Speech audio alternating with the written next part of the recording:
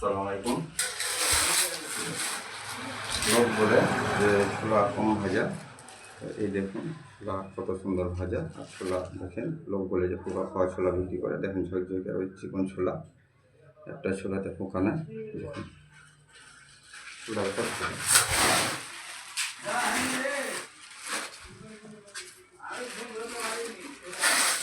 Job job ভাজা, দেখেন job কত সুন্দর ভাজা। আর বলে যে জব খিচখিচ কেন করে, তাহলে জব খিচখিচ করবে না, ছাতুটা খিচখিচ করবে না, এ কারণে এটা চালনাতে দিলাম, চাললাম করলাম, যেটা বালির থাকে জলটা কেটে দেবে, জলটা ধরে ছাতুটা খিচখিচ করবে না। তাহলে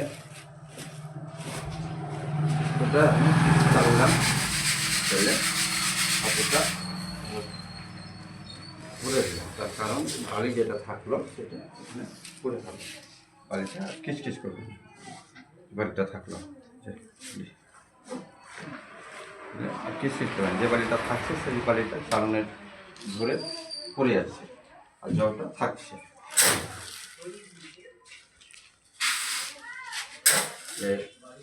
যতটা জল থাকে সব পরিষ্কার করে চাইলে আমার খাবে তো যত্নের ওপর নির্ভর করে যত্ন করতে হয়। অনেক ভাই আছে জলগালা চালে না বা কাঁড়ে না, তার জন্য ছাতু বেড়ানো যাচ্ছে।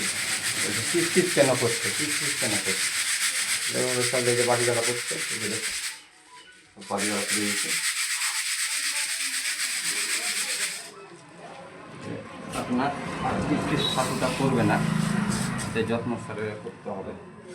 আর আপনারা যদি বলি যে না এটাই শুধু নিজে পিষে দেবো, তাহলে ছাতুটা খেতে পারবে না, সব খিচখিচ করবে।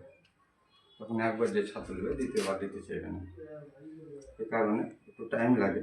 আজকে উঠতে অনেক দেরি হয়েছে, আজকে নামাজও করতে পারিনি, আজকে ঘুম ভাঙেনি, বুঝতে পারিনি, আজকে অনেক দেরি হয়ে গেলো। জলগুলো খারাপ আছে, শুধু চালু সেটা বাড়িটা বের করে ফেলে দিয়েছে, বাড়িটা এটা মানুষ যদি খায় না তাহলে এটা খেতে পারবে না।